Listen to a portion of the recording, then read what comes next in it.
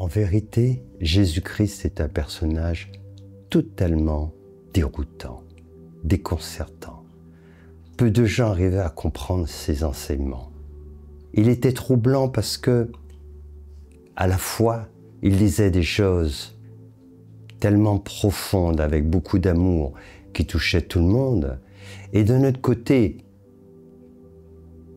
il proférait des enseignements tellement choquants que les gens se demandaient, mais à qui ont-ils affaire? Qu'est-ce qu'il nous dit là?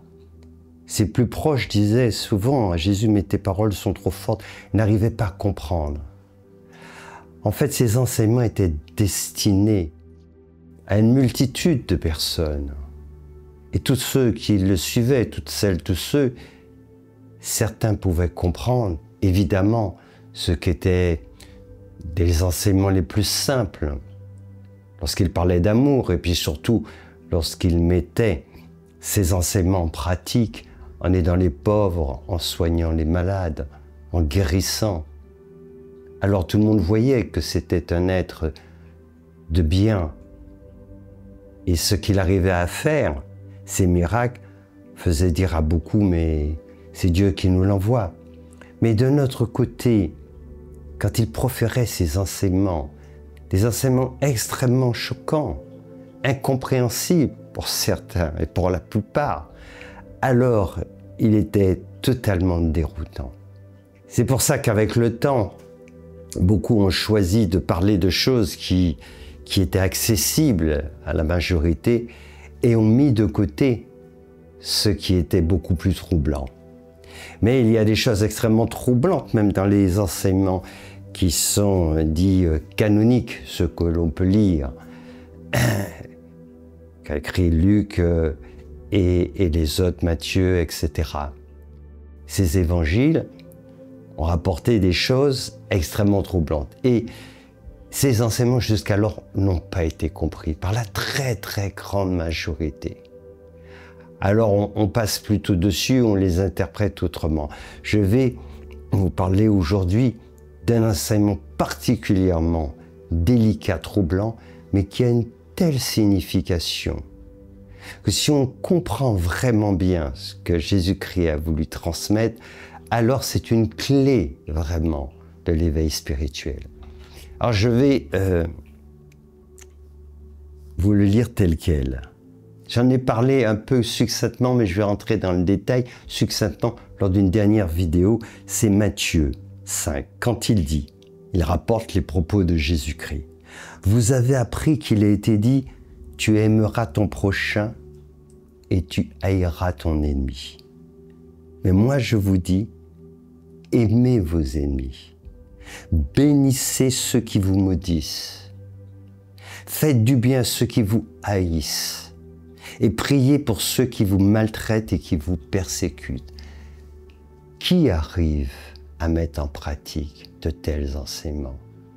En toute honnêteté, quand on écoute cela, comment réagit-on? Posez-vous cette question. Seriez-vous capable de cela?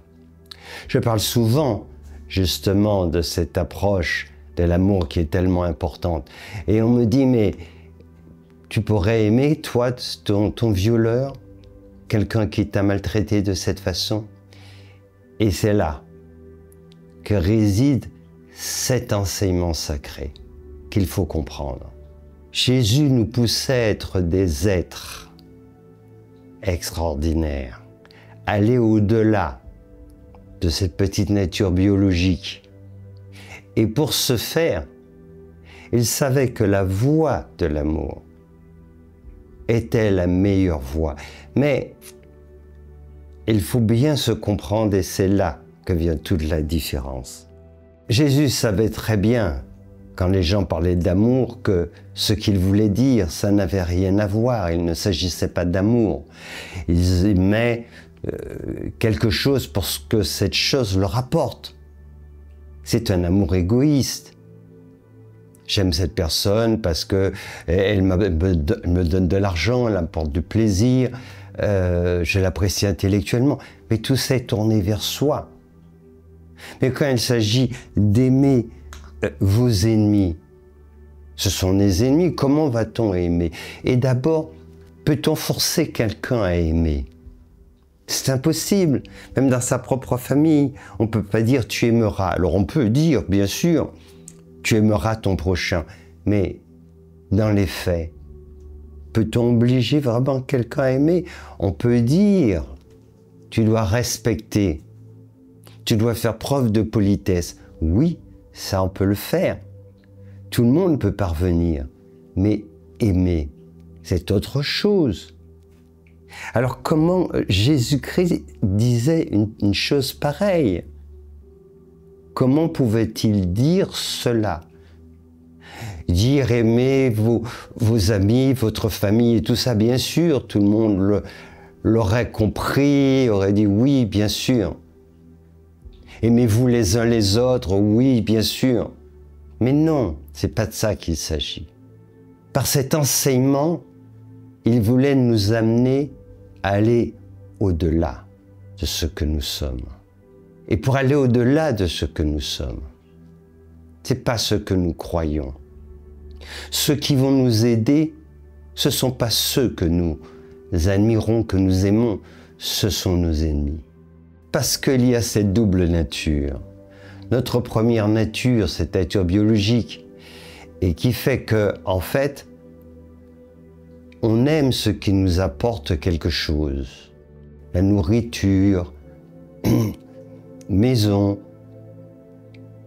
des amis, etc. Peu importe. Mais tout ce qui nous apporte quelque chose, c'est tourné vers nous, c'est l'amour égoïste. Ce n'est pas l'amour altruiste tourné vers l'autre. Et il est venu, Jésus-Christ, pour nous élever en conscience. Il savait très bien que ce message allait être très mal compris, rejeté, etc., qu'il faudrait du temps. Mais il est venu apporter la vérité. Et il savait que dans le temps, certaines personnes enseigneraient, expliqueraient ses propos. À l'époque, une petite poignée pouvait comprendre cela. Et ils pouvaient aller plus loin dans cet enseignement, mais ils étaient tellement peu nombreux. Comment, je le répète, déjà obliger quelqu'un à aimer? Ce n'est pas possible. On ne peut pas. Même si on dit tu aimeras ta femme, tu aimeras ton mari, c'est une injonction. Mais dans les faits, c'est pas comme ça que ça se passe, c'est bien. Et tout le monde le sait. On dit j'aime l'autre parce que tant que l'autre nous apporte ce que l'on attend de lui, alors on l'aime, mais quand ça change, on ne l'aime plus. Ce n'est pas cela. Ce n'est pas de cet amour dont Jésus-Christ parle, en réalité. Et c'est ça que beaucoup de gens ne pouvaient pas comprendre, parce qu'ils ne savent pas de quel amour il parle. Ils ne le connaissent pas, ils ne le comprennent pas. C'est quoi cet amour qui peut nous amener à aimer nos ennemis? C'est quoi cet amour? Alors, on essaye, en étant ce qu'on est, de se dire « Ok, je peux arriver à pardonner, je peux arriver à me réconcilier, etc. » Mais tout ça, ce n'est pas de l'amour, en réalité. Alors, c'est trop loin, il nous pousse trop, ces paroles sont choquantes.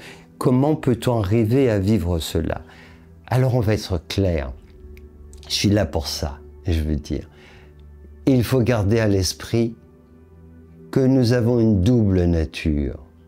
Cette nature humaine ordinaire, biologique, qui est soumise à la dualité, je t'aime plus, ou plutôt je te déteste, etc. La joie, la tristesse, le plaisir, la souffrance, c'est ça. Et puis nous avons une nature spirituelle. Ce que Jésus-Christ appelait le Christ. Et cette nature-là, c'est tout autre chose. Cette dimension christique, elle est amour. Donc on se situe sur deux plans. Mais pour passer de l'un à l'autre, il faut un pont. Alors c'est pour ça qu'il vous dit, vos vrais amis ne sont pas ceux que vous aimez, ce sont ceux qui vous détestent. Et pour qu'ils vous aident à avancer, alors il faut que vous les aimiez. C'est nous pousser vers l'impossible. Mais c'est ce que nous devons faire pour parvenir à transcender cette nature mortelle, ce petit corps humain, pour libérer ce que nous sommes, des êtres divins, pour libérer le Christ qui est en nous. D'autres l'appelleront le soi, le Bouddha, peu importe, le Christ. Et c'est cela que Jésus-Christ est venu enseigner. Loin d'être venu dire « je suis le Christ unique », etc., il est venu nous enseigner que cette dimension christique divine est en chacun de nous. Et pour la révéler, voilà comment il faut faire. Aimez vos ennemis. Quand on commence à faire ce travail, parce qu'après il faut être enseigné, comment parvenir à cela? Eh bien c'est là que si on peut être enseigné par un maître spirituel, un vrai enseignant, il vous dira d'abord que tes ennemis sont ceux-là qui vont t'aider à libérer cet amour spirituel. Parce qu'en réalité, tu n'as qu'un ennemi. Il n'est pas à l'extérieur. Ton ennemi, c'est toi. Ou plus exactement, ton ego, l'identification que tu as avec ton personnage. Tu crois être ce personnage. Tu as tes idées, tes croyances, elles vont à l'encontre des autres et tu te batailles. Mais ce n'est pas ta réalité. C'est ça ton problème. C'est ça ton unique ennemi. Si tu échappes à cette illusion, si tu échappes à cela, alors tu découvriras qu'il n'y a pas d'ennemi extérieur. Que ceux qui pourraient te faire quoi que ce soit, désagréable, voire plus, te maltraiter, etc., en réalité, ne peuvent atteindre ton intégrité intérieure. Ils ne peuvent altérer ce que tu es en tant que conscience. Ils ne peuvent. Et quand tu parviens à cet état d'élévation, alors, loin de les haïr, tu as de la compassion. Parce que tu sais ce que ces êtres vont endurer à cause de cette ignorance. Car avec le temps, notre âme prend la maturité et on finit par comprendre toutes nos erreurs. Notion de karma, tout ce qui nous arrive après. Et à un moment donné, on comprend ce genre de choses. C'est pour ça qu'il disait « Bénissez ceux qui vous maudissent ». Parce que c'est ceux-là qui vont vous aider le plus. C'est ceux-là, bénissez-le. Et quand vous faites ça, vous faites le contre-pied. Vous faites quelque chose qui n'est pas humain. Ce n'est pas humain. Vous ne pouvez pas bénir quelqu'un qui vous maudit. Et c'est ça qu'il vous pousse. Il vient vous dire, tu n'es pas un simple humain. Toi aussi, tu es le Christ. Donc fais-le. Alors au départ, c'est pas naturel. Mais si tu le fais, et quand tu as quelqu'un, un être auprès de toi comme Jésus-Christ, un être éveillé, qui te le dit, et qui lui-même le fait, le montre, alors tu peux le faire. Et quand tu vas commencer à le faire, tu vas réaliser que c'est ta dimension spirituelle qui prend le relais. Et que tu en arrives jusqu'à avoir de la compassion envers ceux qui te maltraitent. Beaucoup de bouddhistes le savent. Personne d'ailleurs a écrit un livre très intéressant, La méditation m'a sauvé, parce qu'elle est concernée vraiment par cela. Quelqu'un a été torturé, c'est un Tibétain qui était maltraité d'une façon terrible, ignoble, et qui a eu tellement de souffrance. Il explique comment il a guéri. Par la compassion. La compassion envers ses bourreaux. Alors il faut bien comprendre que Jésus n'est pas venu nous raconter des petites histoires. Et ce n'était pas un sage, comme on dit. Il n'est pas venu nous dire « voilà comment vous pouvez vous améliorer ». Il est venu nous dire « vous n'êtes pas ce que vous croyez être. Vous vous comportez comme des animaux. Vous pensez être humain. En réalité, vous êtes divin. Alors apprenez déjà à être humain supérieur. Moi, je vous emmène vers le divin. c'est ça en fait. C'est tout le contraire de ce que beaucoup ont enseigné, notamment à travers les églises, que Jésus-Christ est le Fils unique. C'est tout le contraire. Mais pour devenir le Fils du Père, c'est-à-dire de cette conscience universelle, alors il faut éveiller son Christ, parce qu'avant on est juste un enfant, on est un être biologique. Notre Père, c'est celui qui nous a engendrés avec notre mère de façon biologique. Lui, il nous a dit, votre mère, c'est la mère terrestre, c'est elle. Votre Père, c'est le Père céleste. C'est cela qu'il nous a dit.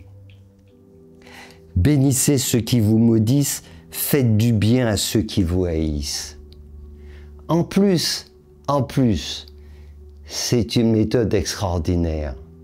C'est quelque chose de terrible parce que ça va rendre fou votre mental, si je puis dire, parce que le mental est déjà fou, ça va le déconnecter. C'est quelque chose qui est humainement pas possible. Mais si on le fait, si on s'oblige à le faire, alors on donne le relais à notre conscience, qui elle va le faire, parce qu'elle le fait tout le temps, parce que notre dimension spirituelle prie pour ceux justement qui s'égarent, pas seulement pour ceux qui font du mal aux autres, mais ceux qui vont nous faire du mal, qui vont dire des choses, et prie. C'est ce qu'a montré d'ailleurs Jésus, c'est ce qu'il a fait. Faites du bien à ceux qui vous haïssent. Vous voyez comment c'est important? Faites du bien à ceux qui vous haïssent. Êtes-vous capable de le faire cela? Mais c'est ça le deal. Et c'est pour ça que Jésus était complètement déroutant. Il faisait des choses à la fois incroyables. On peut se dire, c'est peut-être que le Fils de Dieu qui vient guérir les malades, faire des choses comme ça. Et en même temps, il disait des choses pareilles. Mais comment peut-on faire ça? Surtout qu'après, il dira le contraire, c'est dans une autre vidéo. Il était déroutant parce que il n'est pas venu nous raconter des petites histoires. Il n'est pas venu pour aider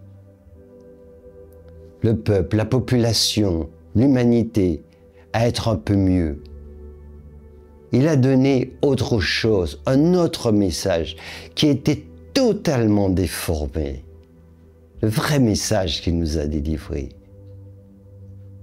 c'est que tu n'es pas ce petit être biologique, mais pour devenir le Fils du Père, comme il l'appelait, c'est-à-dire de la conscience universelle de Dieu, alors tu dois éveiller le Christ en toi. Et pour éveiller le Christ en toi, il faut avoir un comportement radicalement opposé de tout ce qu'on t'a enseigné, radicalement. Et c'est là où ça devenait extrêmement difficile. Je savais bien qu'il faudrait beaucoup de temps, je savais bien que beaucoup de gens ne le suivraient pas. Mais il l'a montré par son exemple. Et certains ont dit, oui, oui, tu dis ça. Mais quand ils ont vu ce qu'il a subi, ce qu'on lui a fait subir, comme maltraitance, comme torture, jusqu'à le tuer. Et jusqu'au bout, il a prié pour ceux qui lui ont fait du mal, pour ceux qui l'ont torturé. Il a demandé à Dieu de leur pardonner. Il a donc montré l'exemple. Pourquoi pouvait-il le faire? Parce que c'est le Christ en lui qui s'exprimait. Et le Christ, qui peut le tuer? Personne ne peut l'affecter. Mais par contre, en faisant cela, ce que ces personnes faisaient, c'est à elles qu'elles faisaient du mal. Car faire des actes aussi odieux, évidemment, ça a des conséquences, de lourdes conséquences. Et lui, dans sa compassion, il a voulu tempérer cela. Voilà, quand on s'élève en conscience, quand on éveille le Christ en soi, Voilà jusqu'où on parvient. Donc c'est pour ça que ces enseignements sont aussi déconcertants et que on préfère parler de ceux qui sont plus accessibles. Mais même, comme je disais dans les évangiles canoniques, ce que j'ai lu là, ce passage, voyez, on lit des choses que très peu de gens peuvent comprendre et mettre en pratique. Voilà comment le mettre en pratique. Il faut vraiment comprendre que notre réelle nature est spirituelle, elle est divine. Et donc, pour revenir à cet amour dont Jésus parlait, nous sommes amour. Alors qu'un dit aimez vos ennemis, il n'y a aucune difficulté à le faire parce que nous ne pouvons pas faire autrement. Tant que nous restons ces êtres humains biologiques, alors on aime, on déteste. Mais quand on éveille le Christ en soi, ça n'existe plus cela. On ne peut plus détester. C'est pas une petite lumière que l'on a et qu'on peut allumer, éteindre, éclairer un côté, éclairer de l'autre. On devient soleil. Et ce soleil, il irradie partout. On est amour. Donc ça n'existe plus. Et au contraire, plus on voit des êtres qui s'égarent de différentes façons, que ça soit en nous maltraitant ou maltraitant d'autres en faisant, on a de la compassion. C'est ça qui se passe. C'est juste naturel. Et c'était un des plus grands mystères pour beaucoup de personnes, une incompréhension, parce qu'on ramène cela à notre façon d'aimer. Et bien sûr, on ne peut pas y arriver. On ne peut pas rêver à dire à quelqu'un, tu as été maltraité pendant des années, violé, battu, mais aime celui qui t'a fait ça.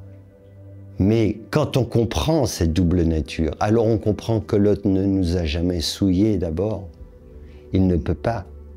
Ce que nous sommes est inaltérable, éternel, inaltérable et insouillable. C'est impossible. Et celui qui veut au contraire souiller notre nature spirituelle, c'est lui qui se souille. C'est lui qui se fait du mal. C'est lui qui en souffrira très très très longtemps. Et l'autre le sait, celui qui est éveillé. C'est pour ça qu'il a de la compassion pour ses ennemis. Recherchez cet amour divin en suivant cet exemple, l'enseignement que Jésus vous a donné. Au début, ça vous paraîtra fou, difficile. Mais si vous entendez bien ces paroles, si vous les entendez avec le cœur, vous verrez qu'il se passera quelque chose. Un basculement. Ce basculement, ça veut dire que c'est votre conscience qui prendra le relais. Et là, tout deviendra différent. Vous aurez un autre regard. Vous passerez de l'humain au divin. C'est ce que Jésus-Christ est venu pour accomplir, en fait, dans ce monde. C'est sa mission, nous aider à passer de l'humain au divin.